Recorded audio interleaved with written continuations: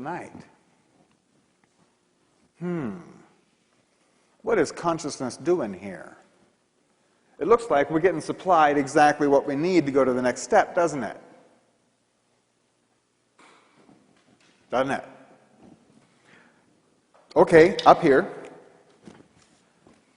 40,000 years ago, in the cultural cycle, was the development of art. Cave paintings, stone carvings, wood carvings, some of the petrified wood carvings they found. Art. There were tools way back here, but art. Art was very, very important because art was the consciousness of future. It was the first expression of future. You know, they didn't sit around the fire carving this effigy of a pregnant woman. You've seen that goddess, right? They didn't sit around carving that because somebody had become pregnant. They were doing it so that there would be pregnancies.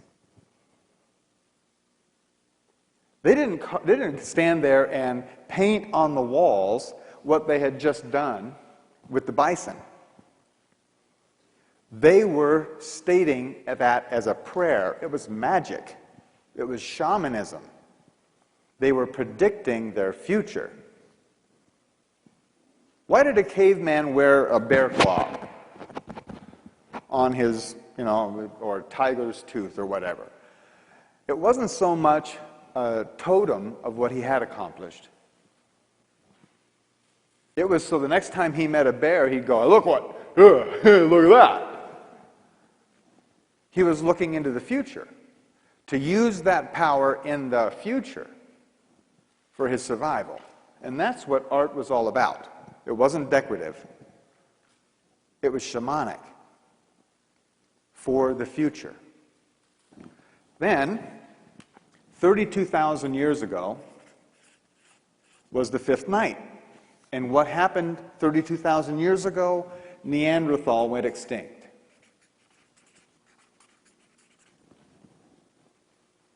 Do you know why Neanderthal went extinct? Have you watched that National Geographic special or studied any of it? Well, the archaeologists finally figured out why they did go extinct. It was very simple. They never changed. For 100,000 years, they used the same tools, chasing the same bison, living in the same caves in the same valley. They never changed. They didn't travel. They wore the same style of clothing. When they were interacting when they started interacting with Homo erectus, then they started actually copying some of the jewelry and things. But they never took off because they never did art on their own. They couldn't imagine a future. So they didn't have one. They never changed. So they were off the bus. Take a clue.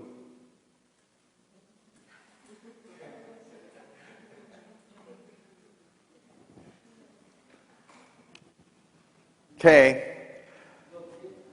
Back here in the national cycle, this date right here is 40 AD.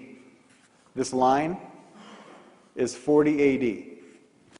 What was happening 40 AD? Who had just died? Jesus had just a little while before, yeah. But he was here and he had a certain message for everybody. And that message basically was, you're all divine. Every single one of you are the sons and daughters of God. And no one has any business getting in between you and him to do your speaking for you. No king, no priest, no governor, no one has any space between you and God. That was his basic message. And that message, remember these These is 397 years, almost 400 years. Here we go. We'll draw it like that. During this period of time, the message of Christ, not him, but his message was spreading out all over the world. That consciousness was being spread over that 400 years. And right here, this time period, the fifth night, was started at 416. Actually, it started 413. In 416, Rome fell.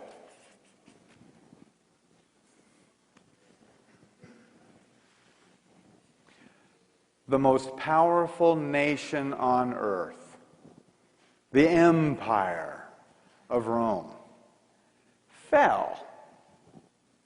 What the heck happened here? Did the swords go dull? Did the shields just fold up? What happened? Consciousness is what happened.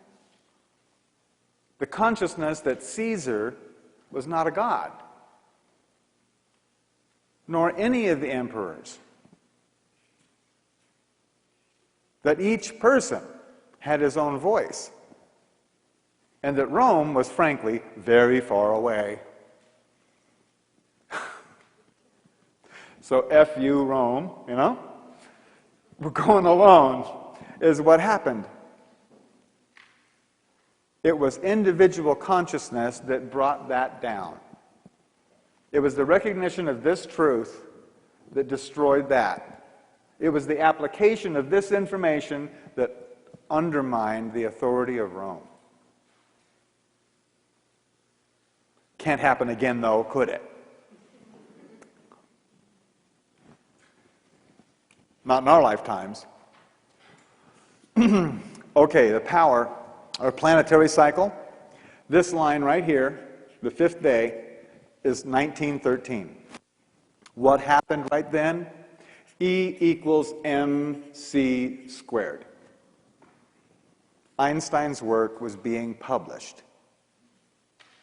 And the general public and the scientific public were being apprised of this new understanding. Boy, there is the blueprint of our reality.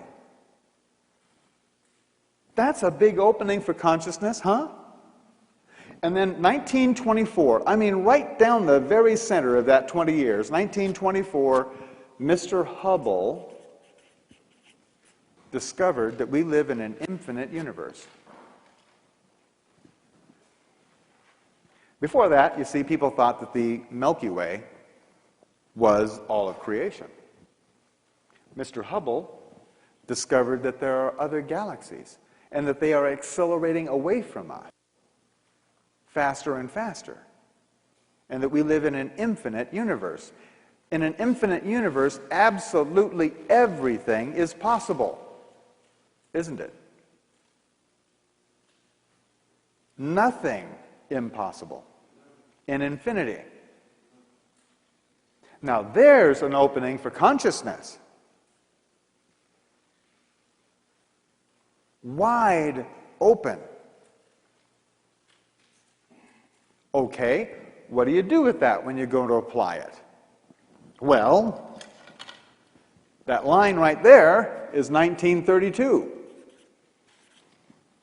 And we went and applied all that acceleration and understanding in an exercise we call World War II. World War II, where we blew off the atomic bomb.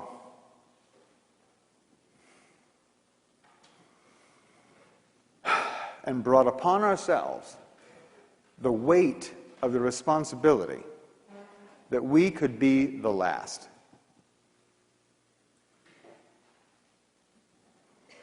That's been a heavy weight. That's been part of your consciousness since you grew up. It's been a heavy weight.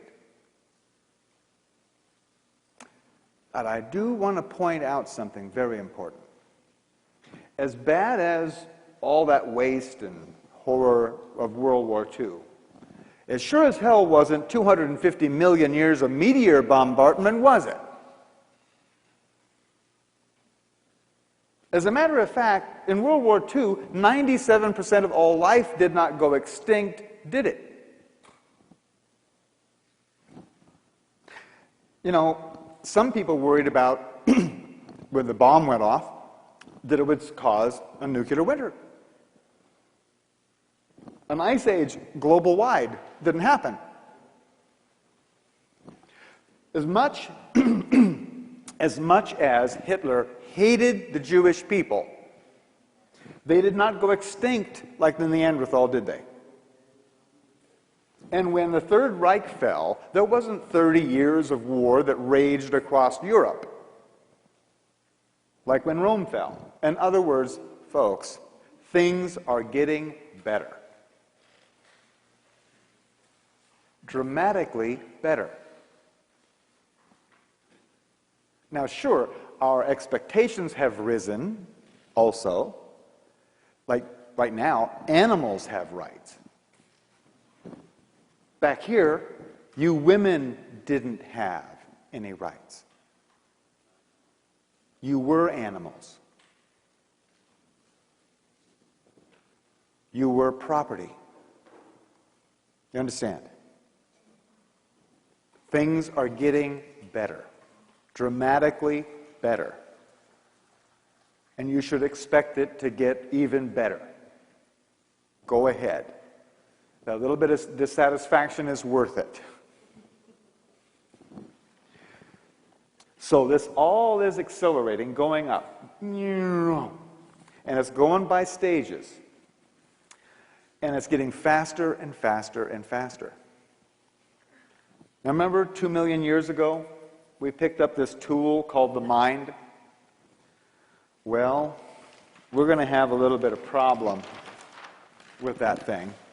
And I want to talk about that right now. The mind. The mind is a tool. And it's a tool that consciousness uses to distinguish similarities and differences between things. Okay? It is a tool, like a hammer or a saw. A carpenter doesn't think that he's his hammer. Well, not most of them. I know some guys that think they're their car, but that's not true. Some people think that they are their mind. Get over that right away. You are not your mind or any of your thoughts. If you do hold to that, you're going to be in big trouble, and I'm going to show you. See, the mind, you don't hear about this in school either. You especially don't hear about this kind of information. I took psychology classes, and no one in college ever talked to me about the flicker frequency. You ever heard of it? Flicker frequency? The reason you haven't heard of it is because this flicker frequency is very, very important in subliminal advertising, which of course you would never have experienced yourself. The mind works on a series of pictures. Well, special effects people know all about this. The flicker frequency. The flicker frequency is 24 frames per second. That's how fast your mind works. Your mind has a speed limit. Your mind can only think 24 thoughts in 1 second. It can only make this action 24 times per second. So it goes like a flip card strip. Here's a ball, and the ball's coming, and it's coming, and it's coming, and it bounces here, boom, and it looks like this. And then here it comes again, and it's going to bounce again. Right? That's how the mind actually works. Has anybody here been in an accident? Well, I don't want to bring up bad times, but something that was really dangerous. I mean, you could have died, and Did you see time slow down when you were in that accident? Yeah? Okay. Anybody see it go to stop motion? That was serious. What you just witnessed, and for those, maybe some of you kind of have that, and maybe not. I'm telling you, and you guys, I'll bet you will confirm it, these were peak experiences in your life. You still clearly remember exactly what happened, don't you?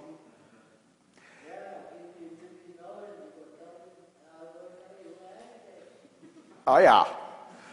And the reason that was so powerful an experience is because it was a demonstration that you are not your mind. That your consciousness is not limited to how fast this thing works. Very powerful information. This flicker frequency, 24 frames per second, is as fast as your mind can work. The mind is a tool supposed to do a job of seeing the similarities and differences so that you can make decisions concerning your survival.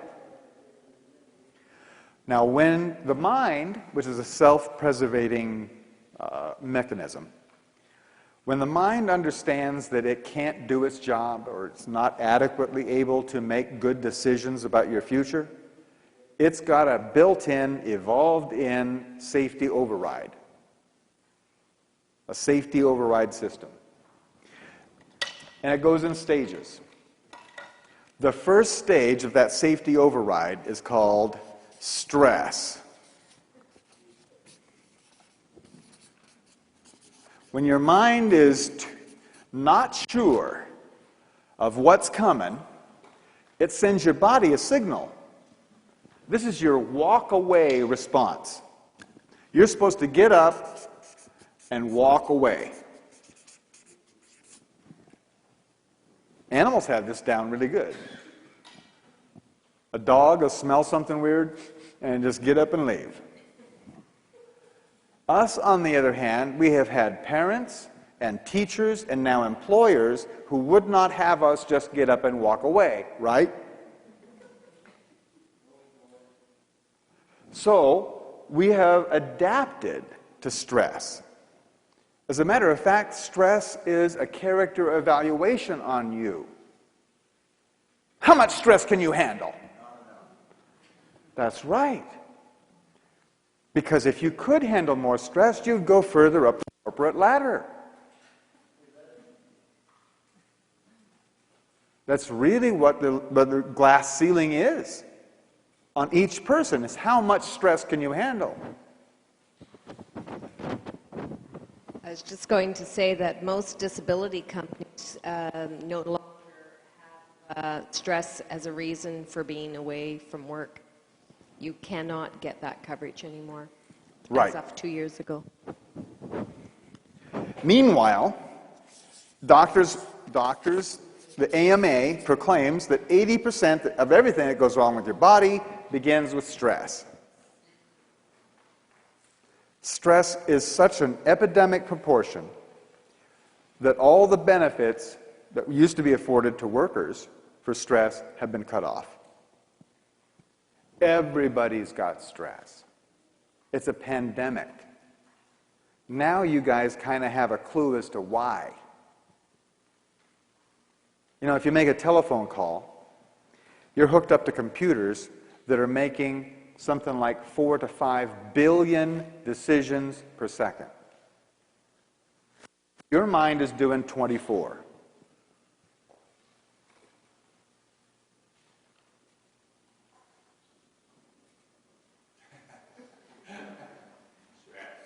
Consciousness is moving at least 5 billion decisions per second.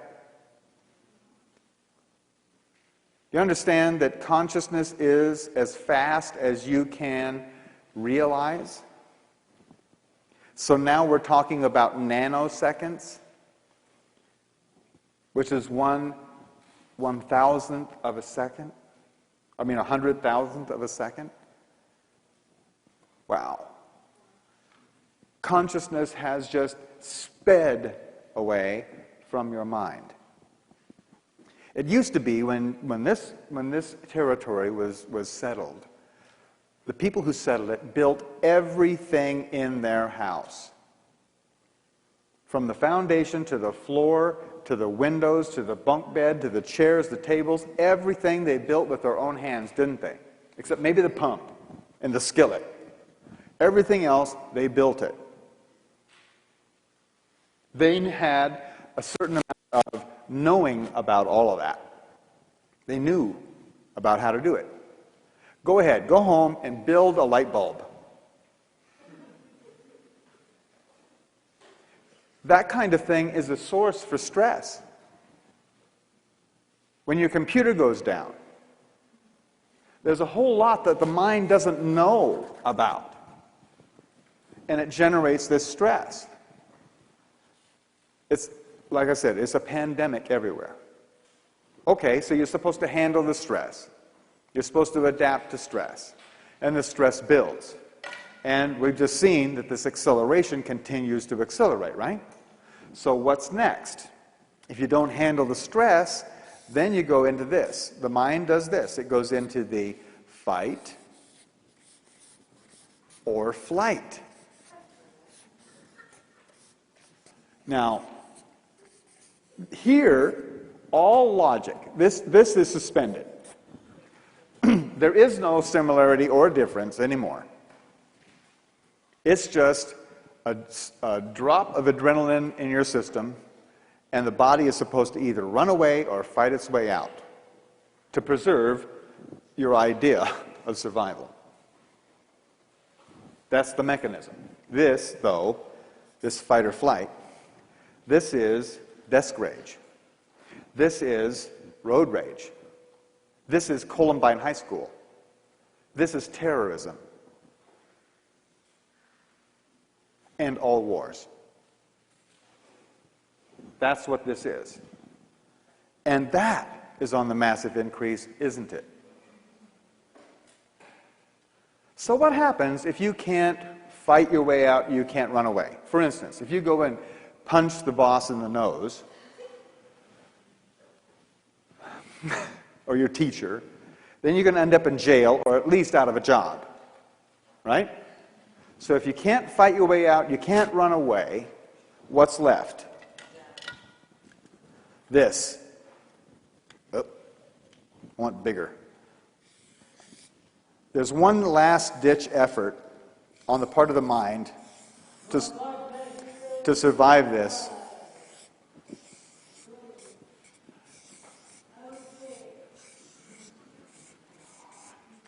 Unconsciousness.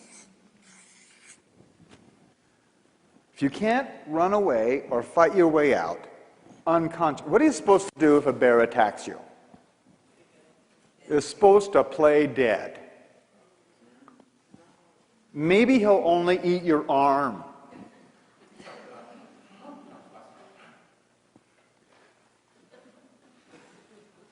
You've seen other animals use that technique, haven't you? Just, they get caught and they just turn over on their back, put their belly up in the air and their legs, and they play dead. It is a survival tactic. It just also happens to be the mother of all addictions and the father of all suicides. Basically, this is a denial of experience. And the southern belle don't faint dead away. Thump. What happened here?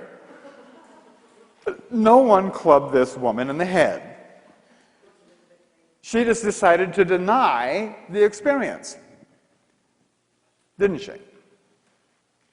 All addictions are a person's chosen method to remain unconscious. And it doesn't matter if it's alcohol, or if it's drugs, or if it's work, or gambling, or shopping, or sitcoms. All addictions are a chosen method to stay unconscious. And how many people do you know yourself excluded,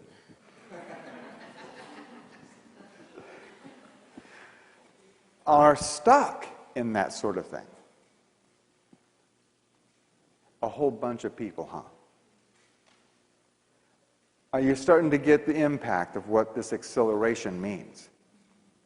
400 years ago, people had lots of time to sit and ponder things before they changed. In 400 years, you had lots of 24th of a second to work it out. But now, it's not that way, and it's going to get faster and faster on everybody you know, including yourself. This is a serious situation. This is why the world looks like it's going to pieces. Because it is. The mind was not built for speed. It was evolved when things were going a lot slower. You know, trying to keep your mind up to speed is sort of like taking your donkey for a run behind the family station wagon at 75 miles an hour. It's just not pretty. But that's what's happening to everyone. And it's going to get even more dramatic in the future. Okay? So, we're going to replace a tape.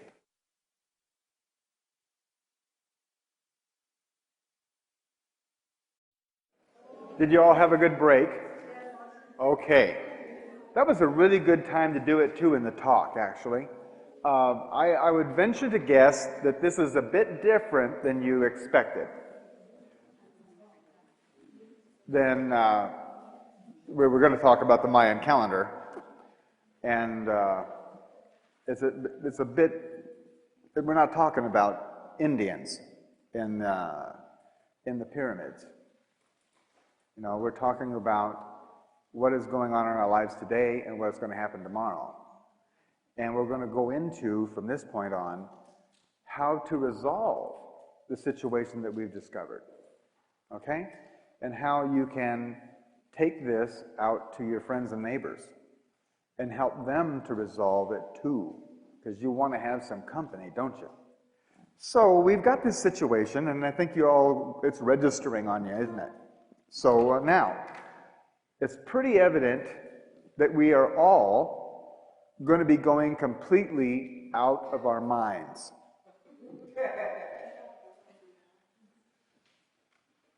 It's going to happen.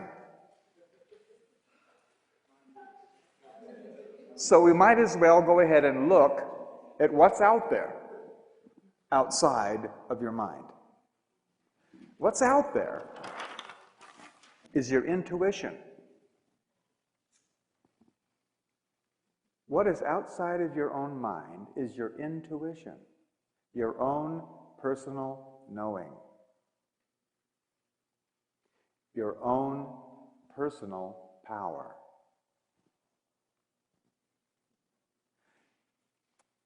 Intuition.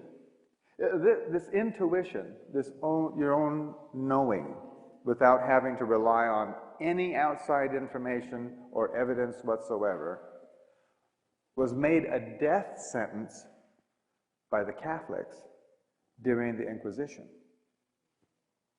They murdered over 4 million women for having intuition. Yes? Just for the record, I'd like to say that there was a news story came over the media within, I think, about the last week, where the Pope was asking for forgiveness what the Catholic Church had done during the Inquisition. Well, should we go ahead and forgive him? I think so. I don't even know where all the bodies are buried. Where the what? The bodies are buried. Oh, they're gone. Those 4 million women, anybody who professed to know something without first producing the actual physical evidence on how they came to know it, was declared a witch. And they were burned and dragged and stabbed and they were persecuted. And as a result, intuition went out of style. We just put it on the shelf. The Catholics knew what they were doing because this is your personal power. It's your own power. And you know the law of supply and demand. If everybody's got power, then what's mine worth? If nobody's got power and I've got it, mine's worth a whole lot more. And that's what they were doing to everybody. And that caught on and has been brought forward to the situation we're in right now. And thank you, Pope, for asking for forgiveness. It's about time. Actually, it's perfect time because we can now afford to forgive them because there's a larger understanding of what has been going on over all this period. There is no fault here. There is a process. You know, Hitler, right here, was just doing his job. The Bushies right now, Bush and Rumsfeld, Ashcroft, all those guys, they're doing a great job. They really are. Anybody want their job? Go, guys. They are tearing down everything that the power structure stands for in record time.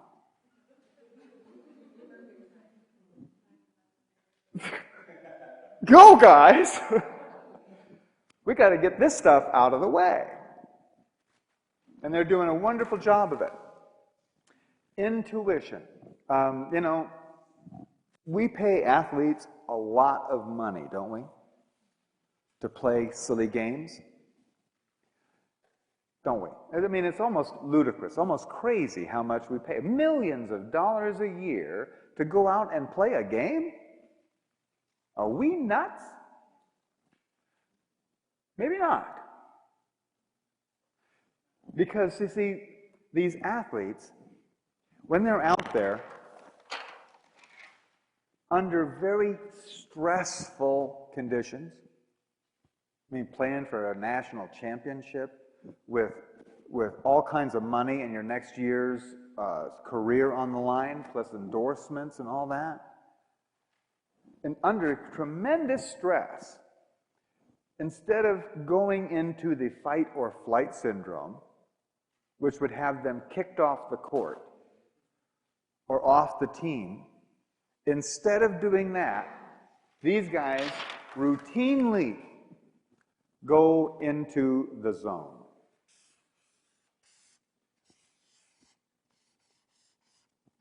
And they make the spectacular play.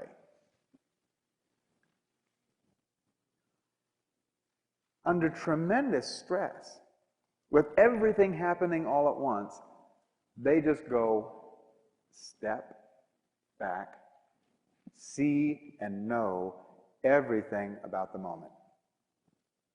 Have you read any of those interviews with the quarterbacks or the hockey players who see the play in slow motion? Have you heard about that? That's how they stay in the game. By being in the zone.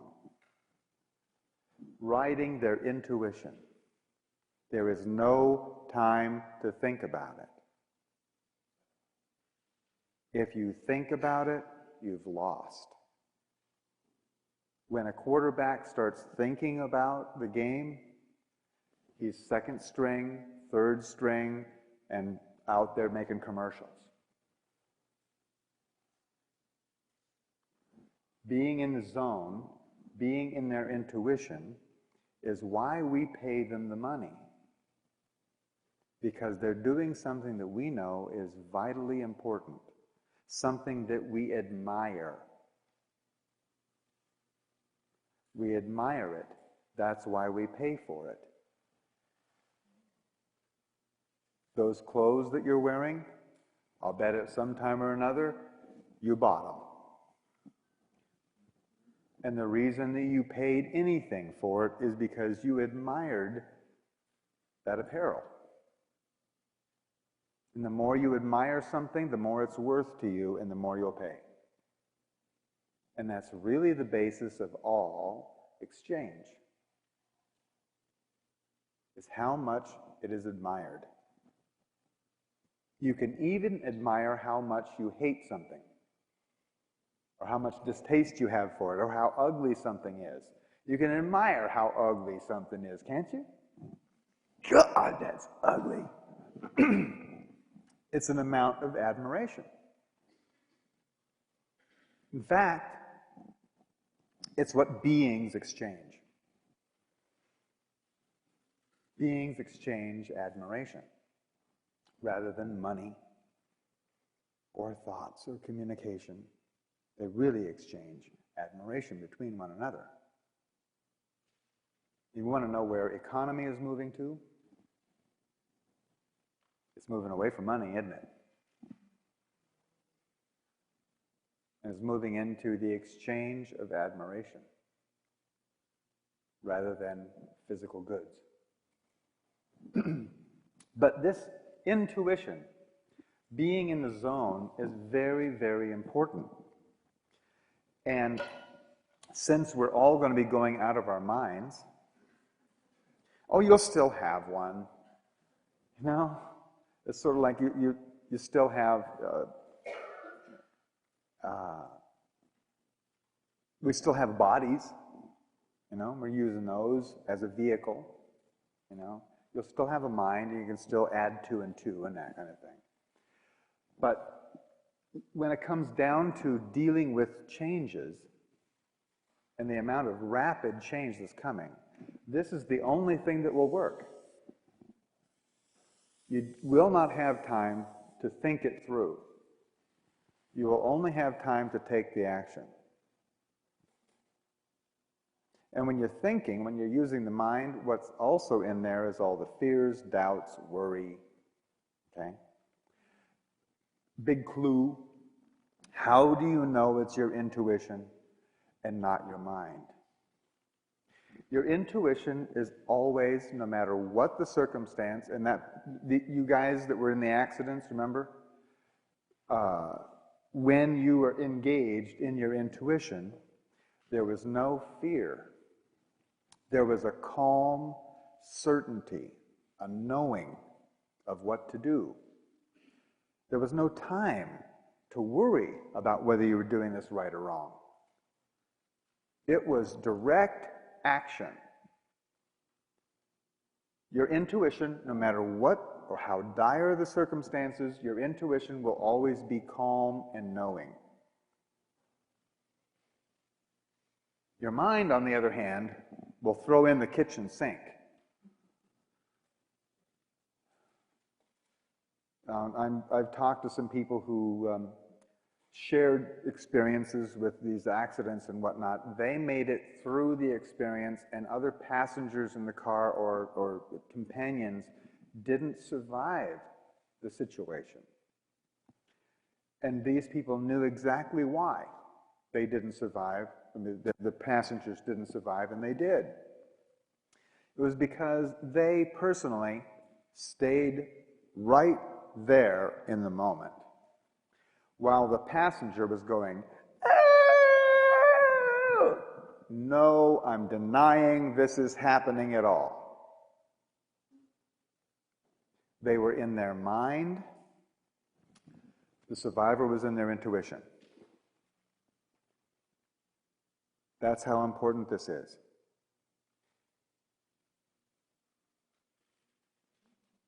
9/11 is a big topic. 9/11, who survived, who didn't? The people who followed their intuition and went fishing that morning instead of to work survived. The people who got down out of the buildings when the first plane hit, and even including in the second tower, the people who got out of the buildings, followed their intuition, took a break, went home, they survived. The people who got out of the buildings then heard the all clear, and their boss reminding them that they had customers on the West Coast that they should be selling stuff to, and then got back in the elevators and went back up into the buildings, didn't survive. What was the difference? The guys that went back up in the building had a reason.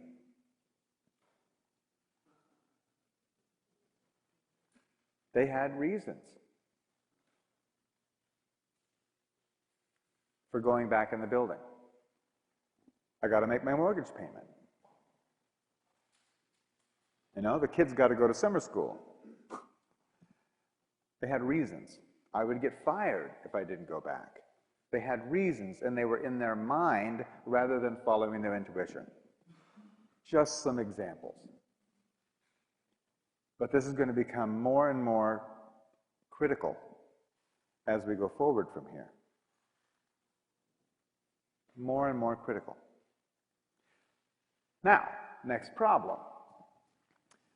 How do you find your intuition? And how do you keep it tuned in? Because, of course, we've all had the experience, right?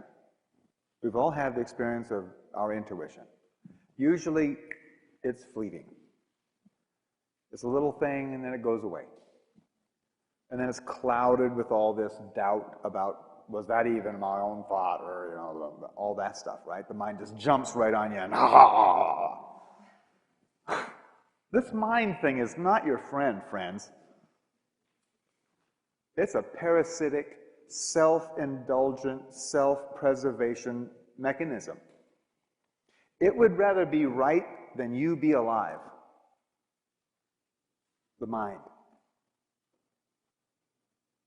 You've probably had friends who denied that there was anything wrong with them because the mind said, that can't happen, that can't be there, nope. It's not right. They wouldn't go for treatment, let alone alternative treatment, and they're not here anymore. They were right until they actually kicked it.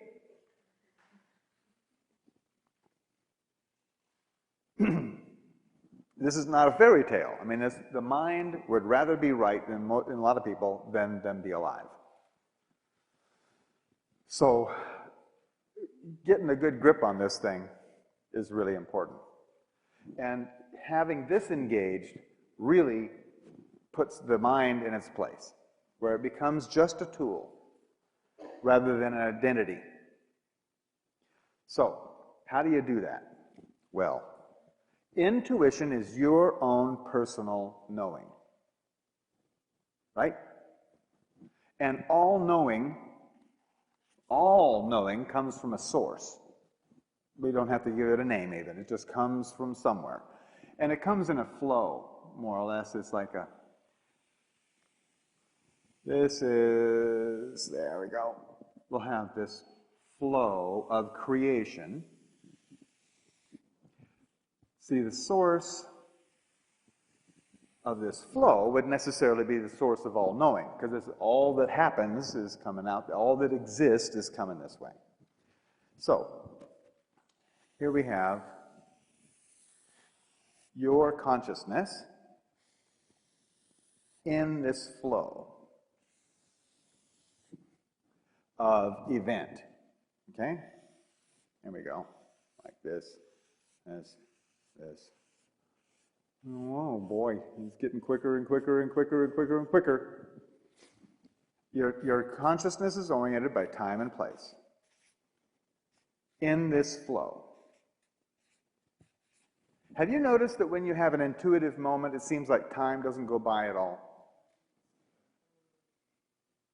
Until way later, and you go, wow, where'd all the time go?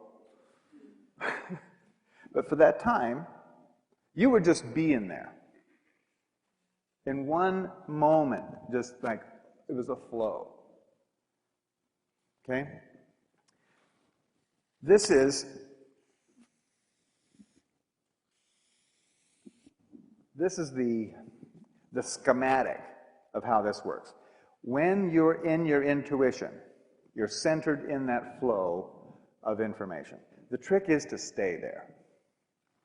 It's not so easy with everything that's going on and with your mind preying on you.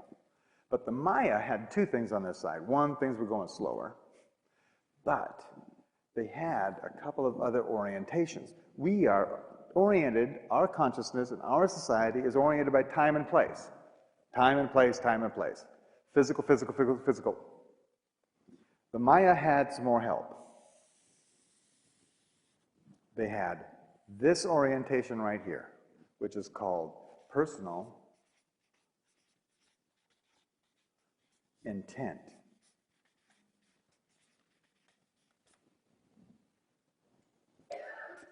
One through 13. Have you ever been someplace you didn't really intend to be? Like at school, or at work, or the middle of an argument? Did you feel centered? Or did you feel uncentered? Did you feel centered, or were you like off-center? Okay, me too. When I was someplace I didn't really intend to be, I felt off-center. But these guys knew their personal intent. They had that orientation. So it was easier for them to recognize when they were doing what they intended to do with this lifetime. That would help to keep you centered, wouldn't it? If you felt like, right away, if you felt like that wasn't happening, you'd get back onto what you were supposed to do. Okay? They also had this orientation, this major orientation right here, called the divine plan. In our civilization, there is no plan. It's been 16 billion years of happy little accidents that ended up with you sitting on that chair. That's the way our science looks at it. It might as well have been an explosion in a chemical factory that produced you here. There was no divine plan. These guys had a divine plan. They knew, and that there were 20 different aspects of creation. Like a dodecahedron, you know, the geometry figure, 20-sided figure. So this personal intent and this orientation to the divine plan, that is the recognition of your part in the divine plan, that produces a symbol in the Mayan civilization. This diagram right here has a name. It's called the 8-division sky place.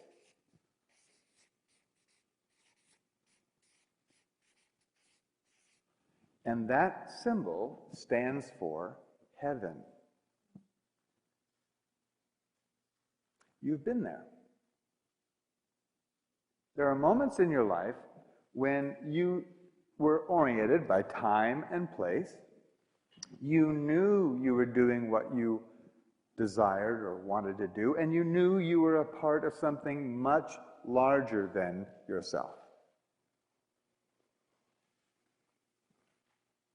Felt cool, didn't it? Heavenly, huh?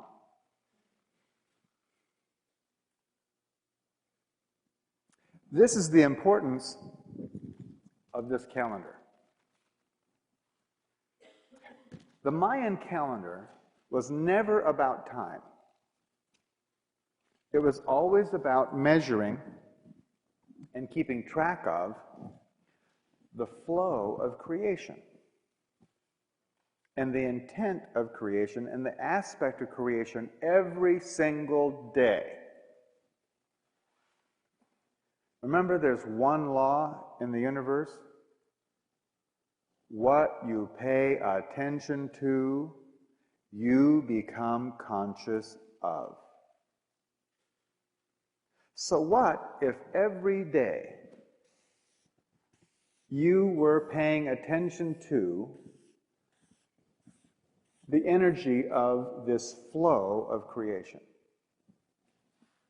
What would you become conscious of?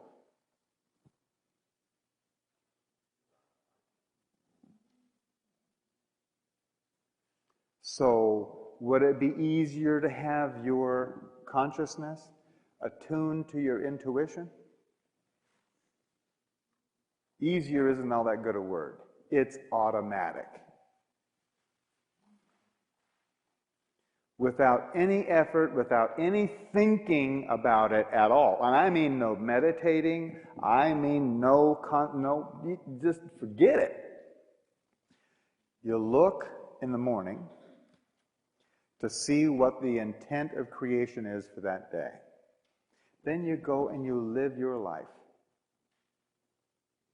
The Maya woke up every morning and celebrated the day for the purpose it served onto creation, and then went and lived their lives.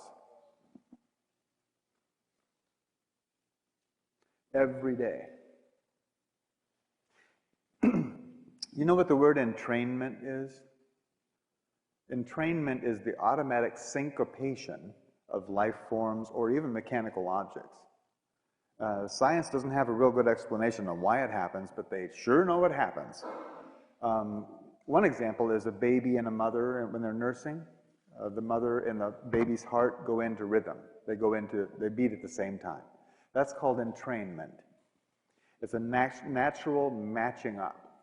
It works for objects too. If you take cuckoo clocks in a clock shop, for instance, and you get them all ticking at different times, within a week or so, they'll all be ticking and talking at exactly the same time. It's called entrainment. And what this is a tool to entrain your consciousness to the flow of creation. 13 and 20. 13 and 20. And it goes 1 through 13, and it goes through these different aspects of creation, all 20 of them, and then starts again. So it's a weave of those two numbers. And you can go way into thinking about it, and it will do you no good whatsoever.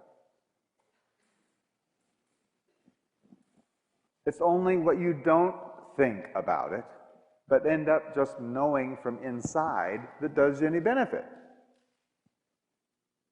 I know that sounds completely backwards from everything you were taught in school, but, well, we're not in school, are we?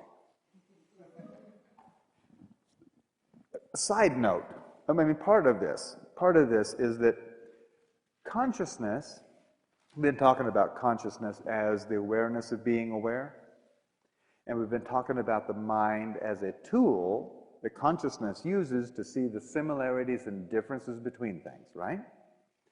Consciousness, overall, it has a job to do.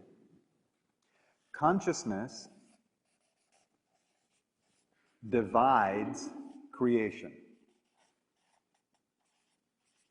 It divides it. Have you ever noticed that when you are really conscious, you can see the veins in the leaf? Or you can see the different colors on a butterfly's wings? Or you can count the stars? But when you're upset, and maybe not so conscious, everything looks kind of the same. Have you ever noticed that?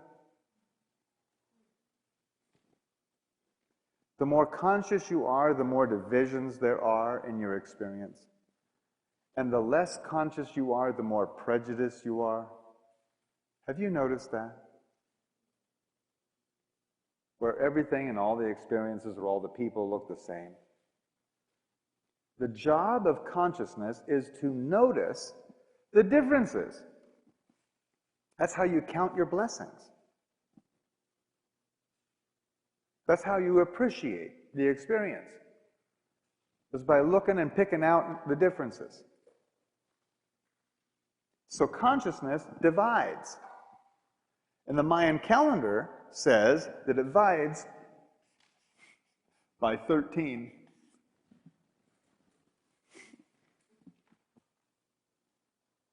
All consciousness is divided by 13 in increments of 13 and 13 and 13 and 13. 13 is the number by which consciousness operates.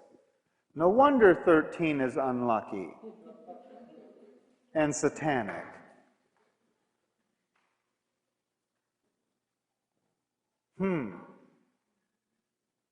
Well, creation has a job too. Creation, I mean all of creation, multiplies.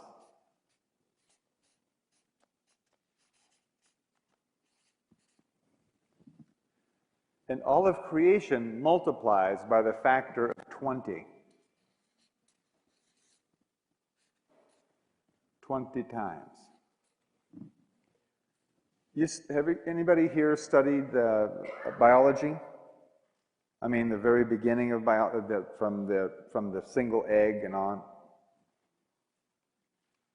Multiplies by 20.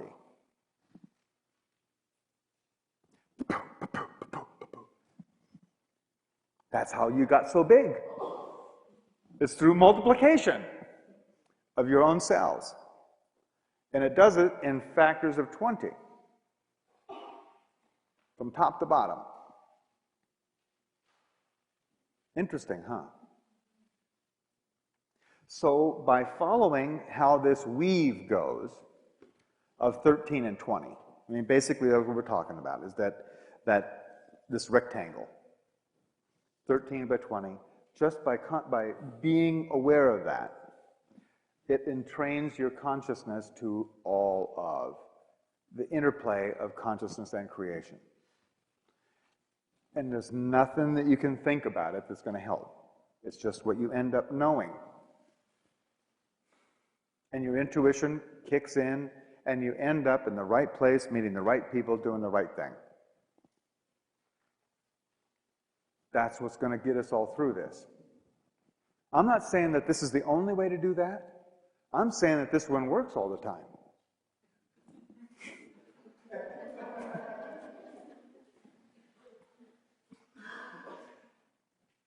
And that's why this is important. There is something else that I want to do, and I want to do it for the camera. I want to do a formula because everybody desires this one thing. And you look at the basis of all desires. I mean, this has got to be the one that's the strongest. Everybody wants peace of mind, don't they? Peace of mind. Well, that's what, peace of mind's got a lot to do with intuition, doesn't it? Because when you have this, that's usually when this occurs. In fact, in order to have peace of mind, the only time you can possibly have peace of mind is when you are centered.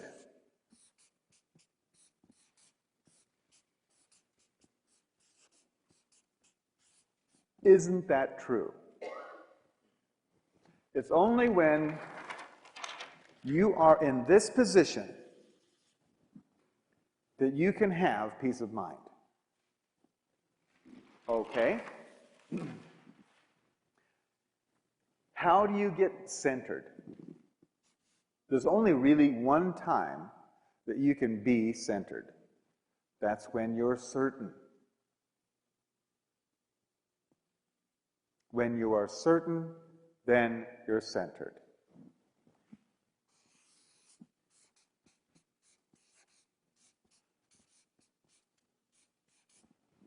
Okay, where does certainty come from? There's only one source for certainty: the recognition of patterns.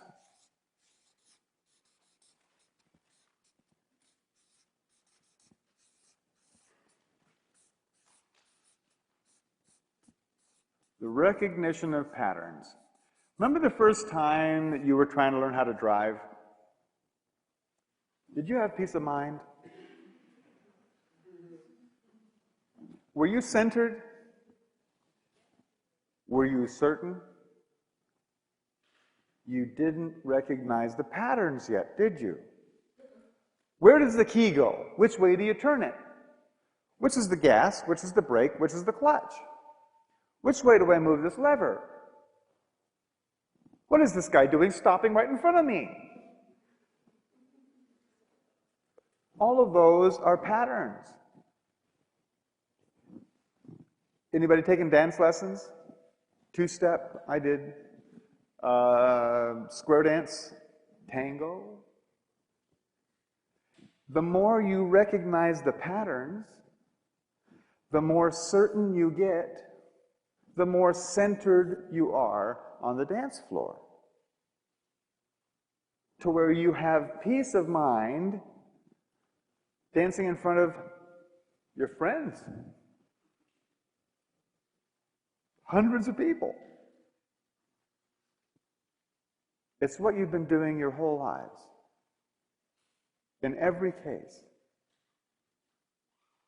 To learn something, you're going to recognize the patterns, to become certain, become centered, and have peace of mind about that subject. Now we have the pattern that we can prove, so you can be certain. Of course, it takes your own. I got mine. I would, for the last 4 years, studied in depth all of this stuff. I have my own certainty about this pattern, centering and peace of mind about it. But it's now available. A pattern of the last 16.4 billion years of everything that's happened. And the fact that the pattern shows things are getting better and better. No matter what it looked like at the time, we are evolving. And the situation is getting better and better and better. That will go forward into our future too, because this ethics is scheduled to overcome power, just like power overcame law. Have you recognized that? Law overcame reason, didn't it? Didn't it? We studied the law for quite a bit ourselves, just previous to coming here, for about 20 months.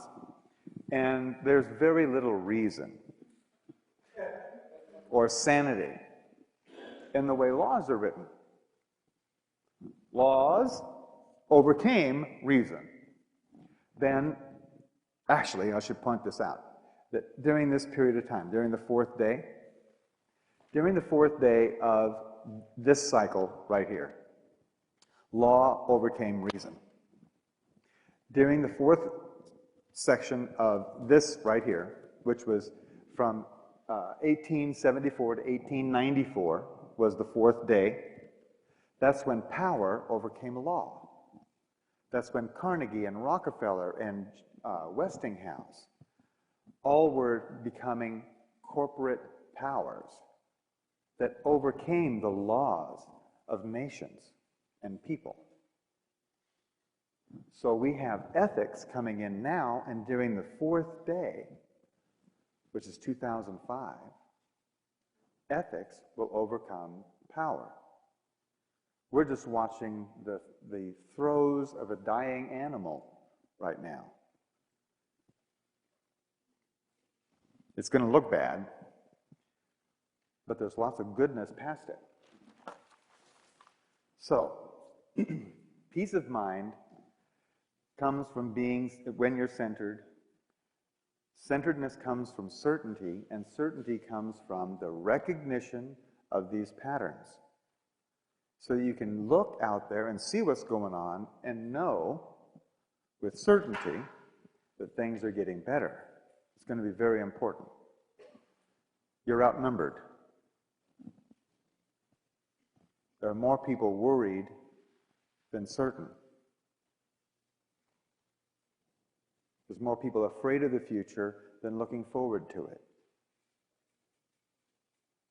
That you know. You're outnumbered. So it's very important that you have this as down as you can get it. At our web page, we have a web page, and there on the web page are articles and dates and places to look up data and match the dates so that you yourself can do the research. And don't rely on me or anybody else. It's your certainty you're looking for, not mine. Does that make sense? What? The website. Yeah. I'll just write it big on another piece because I wanted to do something else there. Okay, here's the website. Of course, it's got the W's.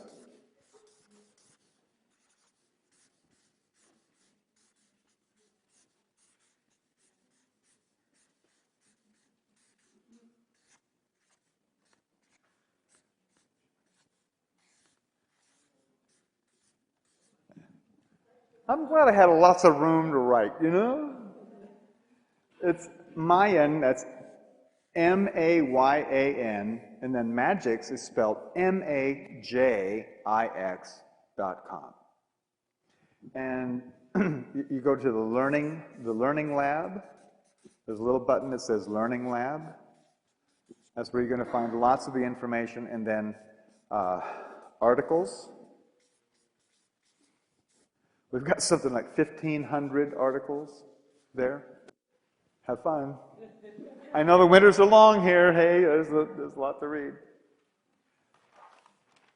I can give you, what I want to do, though, is I want to give you just a little bit of this data. I mean, please go research this for yourself.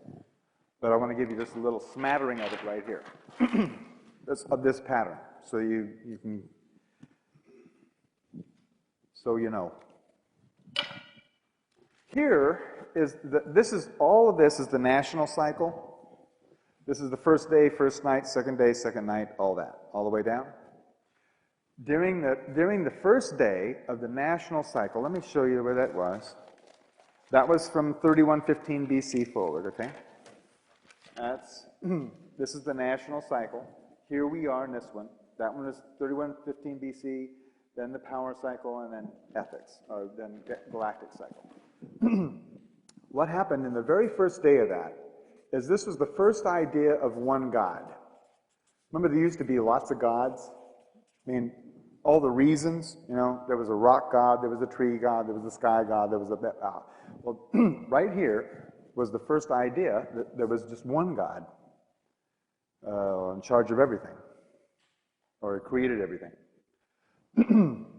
During the first night, which is the application of that, Abraham moved to Canaan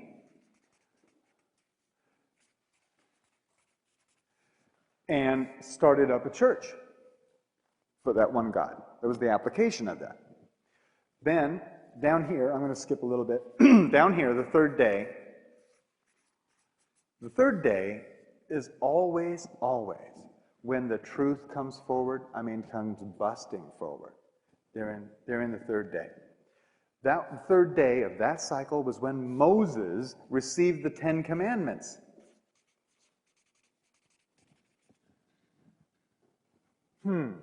Has that got anything to do with law? Boy, it was laying it down. During that third day, boom, the law was laid down, and that's what the national cycle was all about. Then, during the third night, Islam was created during this third night. And Pythagoras was developing his theories of geometry during this third night. Okay? During the fourth day, right here, during the fourth day, Confucius, Lao Tzu, which was a very important Chinese philosopher, Buddha, and the idea of reincarnation in India. That's what happened during the fourth day. Right in the middle of this cycle. What we have here is down here in the fifth day, of course, there was Jesus. Okay, down here was more about the second thing of Islam. Here, in the sixth day, was the Crusades, and the Catholic Church was developed.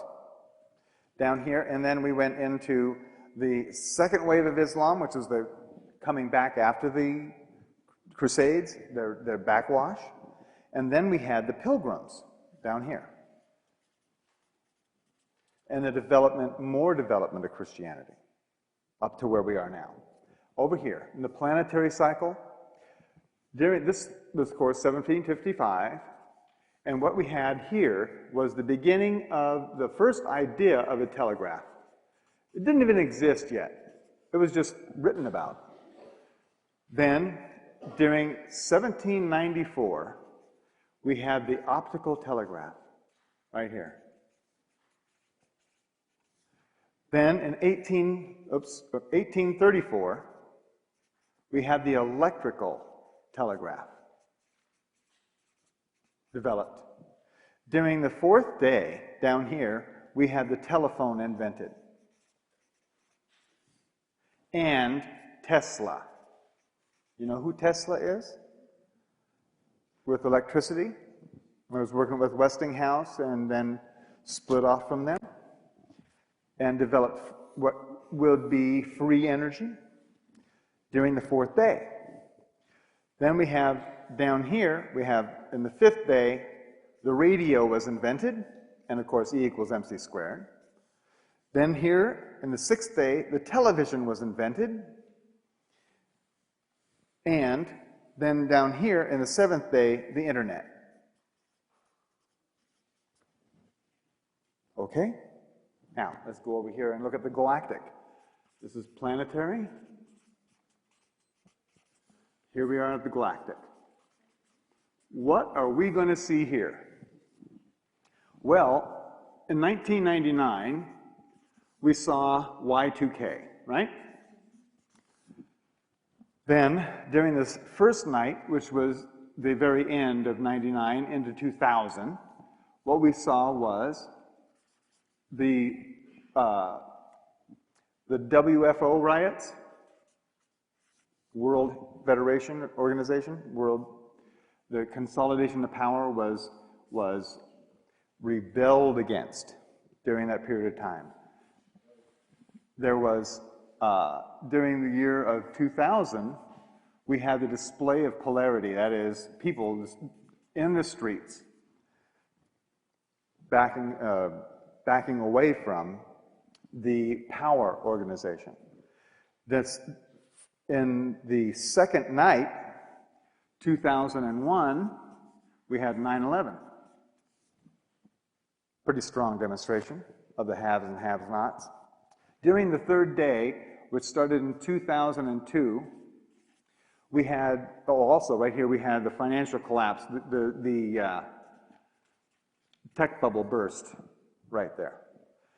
2002, we had Enron. 2003, we have the rest of them. Plus, we have the scandal, let's just call it scandals, coming to light. In other words, during this third day, the truth started to flow out, that things weren't right. During the third night, it has been applied, hasn't it? People are going to jail. People who were caught then are going to jail now. What people were finding out about the economy and how rickety it is, now, during this third night, the economy is failing. The money supplies, well, there's over money supply, which means that your dollar is worth less and worthless and worthless and worthless. And all that is coming forward right now. Right now. Preparing to sweep the field clear for the fourth day. Remember, the fourth day here All this philosophy was developed here.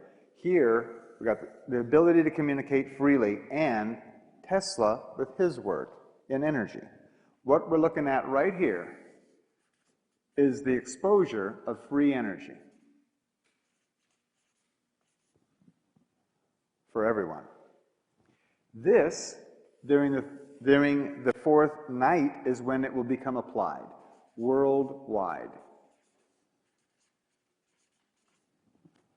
What is the discrepancy between the rich and the poor?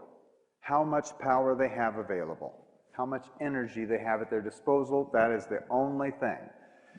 Without enough energy available to everyone, you can manufacture lack of anything. You can manufacture a lack of water, of food, of transportation, easily, just by regulating the amount of energy they have. Here, that ends. In the fourth day, which is, it starts November 28th, 2005. Almost the end of 2005, November, is when that starts, and runs through 2006. Here we have 2007, I'll just write it that way. 2007 is the fifth day. Now here we had Jesus, here we had E equals MC squared. Here, what do you suppose is going to happen? Don't you suppose maybe a blend of the two? The fact that you are divine and that everything is possible.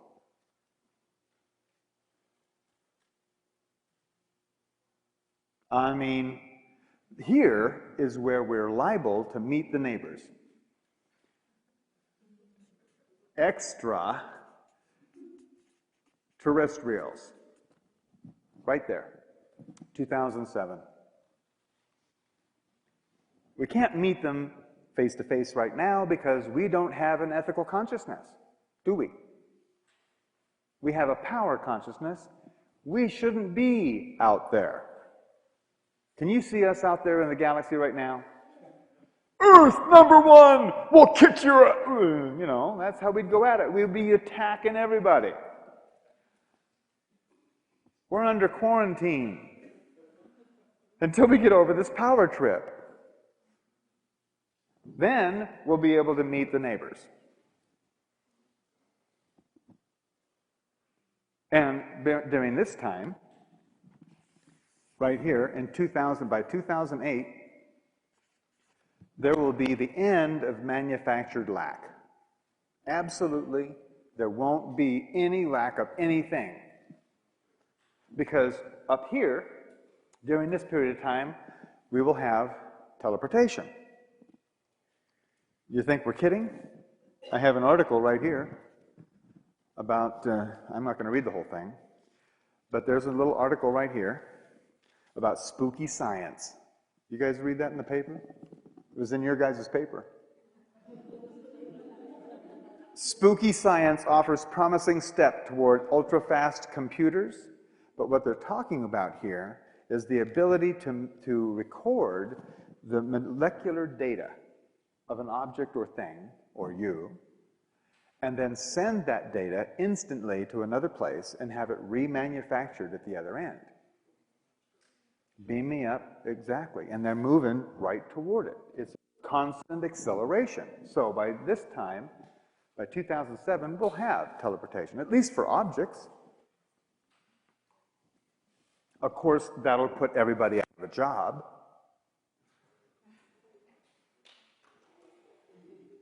Yeah.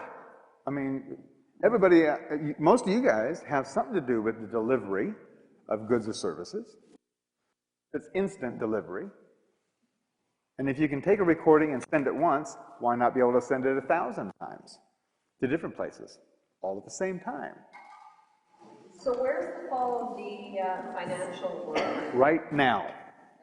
Now. This, third night. Right here. The question is, when is the falling of the financial world? Right now. The dollar and the Canadian dollar, the loonie and the toonies are absolutely worthless. They're worth nothing. They're not worth taking up space in your pocket. So what's going to replace it in the new world then? Only admiration. Yeah. Then, I'm going to go on just a little bit. 2009 will be a time of getting used to bliss. It's going to take some practice. We've been so involved in everything going wrong that we're going to have to get used to being able to create things going right. It's going to be like learning to walk or live all over again. And this all leads toward what we were talking about right here, October 28th, 2011.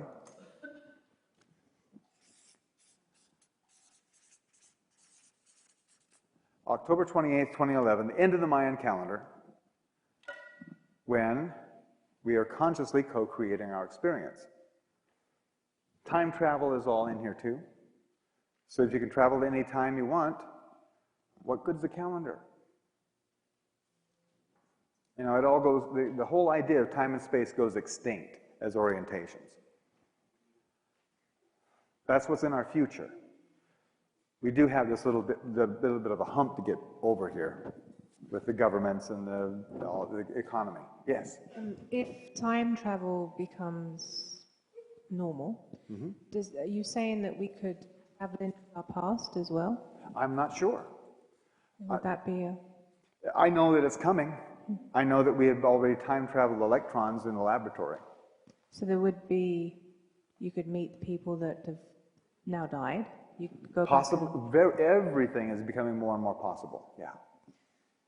It's pretty hard to conceive, isn't it? It really is. It's sort of like being 4 years old and your mom is like pulling stuff off the top shelf.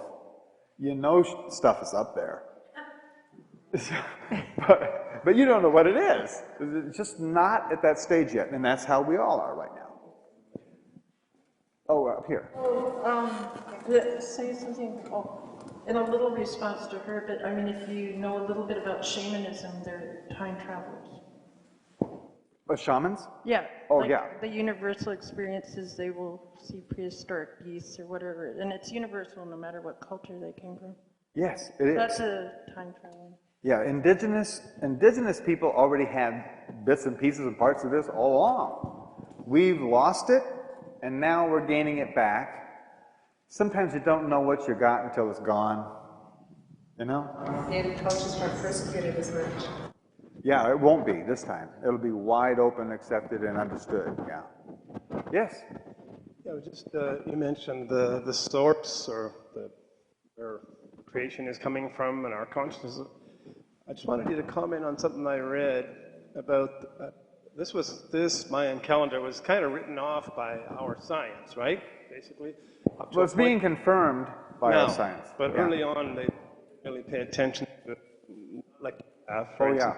So, right. But I've books like the Edgar Cayce books and that came from outer space. Other people, not scientists, were trying to say that the Mayan people could not have had this and that they got it from somewhere else. I don't agree with that. Why couldn't people have it? You know, but could you comment on that? And now you're saying that we're just about to meet the neighbors, and somebody else was saying that they've already met the neighbors and got all this from them, right? Right. At least a couple of neighbors, not all the neighbors, you know, like individuals. Well, like extraterrestrials are here right now. Power-hungry, sneaky, secretive, unethical alien beings. Not everybody out there with high tech is all goodness and light, you know. So we're already in some sort of contact with extraterrestrials, but they're not the ethical ones.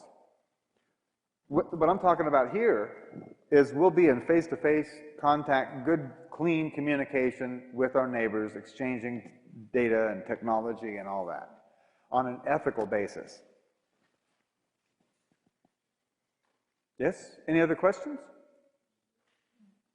Oh, yes. Up here at the front again. With this type of calendar, I watched several documentaries on prophecies from all different nations since the beginning of times till now. So where does that, how do all the chaotic things fit in? Say, Nostradamus is, for example, saying we are disembarking on maybe a 27-year period of absolute war and miserable things. Well, we're embarking on an absolute destruction of everything that you rely on. Okay, so that's all included. Yeah. Everything that you rely on, delivery of electricity, of food, of water, and stuff like that, will all be threatened in the very, very near future. So this isn't going to blissfully transfer. Oh no, just like Bush is not going to go, oh, I'm sorry, excuse me, I screwed up. I'm out of here. No, he and all of his people are not going to walk away. Yeah, it's going to be rough. But it's going to be short. Very important to understand. It's going to be quick, vicious, and over with. 6 months.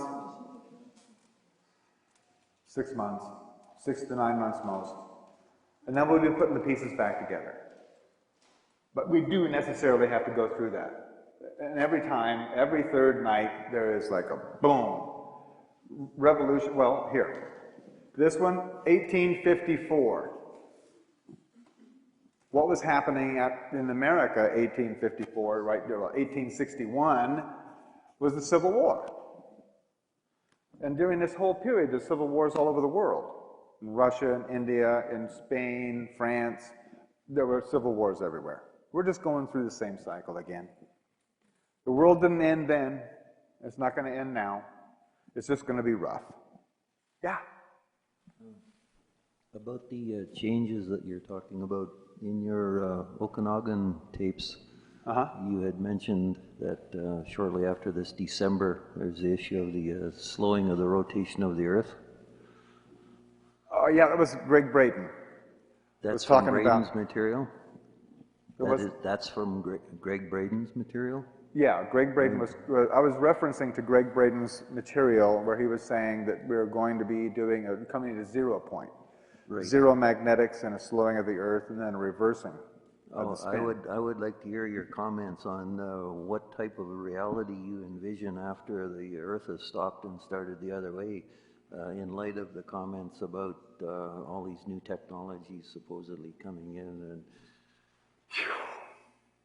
I don't have anything concrete to say about it.